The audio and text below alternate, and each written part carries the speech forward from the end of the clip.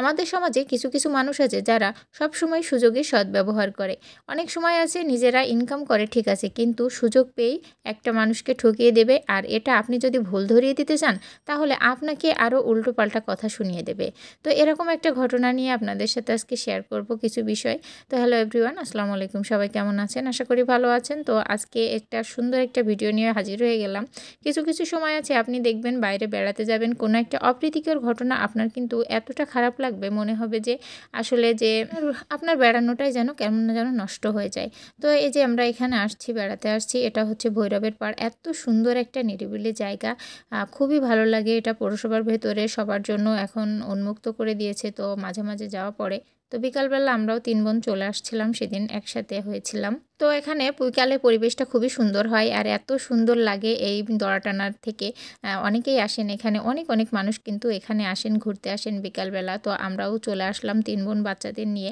তো এই যে ভিতরে ঢুকে যাচ্ছিলাম, এখানে কিন্তু সেই ঝিলমিল বেলুন, এখন তো ভাইরাল বেলুন এক কথায়। তো এখানে কিন্তু অনেক বেলুন নিয়ে বসেছিল। আর এই যে কথাটা বলছিলাম, এই যে লোকটাকে দেখতে পাচ্ছেন, এখানে আপনারা যারা যাবেন সবাই এই লোকটাকে দেখতে পাবেন। আর এই যে চানাচুরালা, এর কাছে কিছু কিন্তু জুস আছে, তো হচ্ছে বাচ্চারা যেগুলো খায় আর কি, বিশেষ করে, যদিও ভালো না তারপরও ওদেরকে কিনে দিতে হয়। তো এই লোকটা প্রতিটা যেটা আপনার প্রাইস 10 টাকা, এর কাছে কিন্তু নিলেই দেখবেন 15 টাকা। তো এটা যেহেতু ভেতরে অনেকেই আছে, কিন্তু এই লোকের কাছ থেকে আমরা নিইনি কখনো। তো ফার্স্ট টাইম নিলাম, নিয়েই দেখছি যে উনি 10 টাকার জিনিস 15 টাকায় বিক্রি করছে। তো এটা বলাতে উনি আরও অনেক কথা আমাদেরকে বলল যে ওনার লস হয়ে যায়, এখন দাম বেড়েছে। তো এরকম আর কি, মানে অনেক সময় হয় এরকম কিছু কিছু ঘটনা আছে যেগুলো আসলে খুবই খারাপ লাগে। তো বাচ্চারা ওখানে আছে বা ওখান থেকেই নিবে, তো জিদ করে, বাইরে যেয়ে কেনার সময় দেয় না। তো সে কারণে দেখা যাচ্ছে ওখান থেকে নেওয়া হয়, আর এই সুযোগটা কিন্তু এরা কিছু কিছু লোক এরা কাজে লাগায়। তো যাই হোক, আপনাদের সাথে বিষয়টা শেয়ার করলাম। এবার ওখান থেকে বের হয়ে আমরা একটু ভেলপুরি খেয়ে নিলাম। আর এই যে যশোর ভেলপুরি, এই লোকটার ভেলপুরি, এই ছেলেটা খুবই সুন্দর বানায়, মাঝে মাঝে ওখান থেকে খায়। আপনারা গেলে ওর কাছ থেকে খাবেন, খুবই মজা করে বানায় দেয়। তো যাই হোক, সন্ধ্যা হয়ে যাচ্ছে, তো আমরা একটু ঘোরাফেরা করে চলে আসলাম। আর আপনাদের সাথে বিষয়টা শেয়ার করলাম। যারা যশোরের ভৈরবের পাড়ে যান বা ঘুরছেন তারা অবশ্যই বিষয়টা খেয়াল করবেন। আশা করব, আমরাও গেছিলাম, তো নেক্সট টাইম যাতে ওই লোকের কাছ থেকে আর না নিই সেটাও দেখলাম।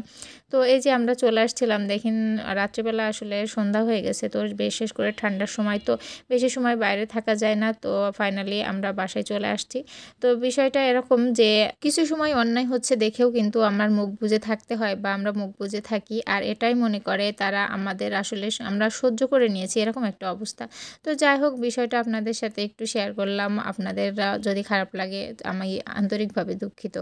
তো সবাই ভালো থাকবেন, সুস্থ থাকবেন। ভিডিওটা ভালো লাগলে অবশ্যই লাইক কমেন্ট করবেন। আল্লাহ হাফেজ।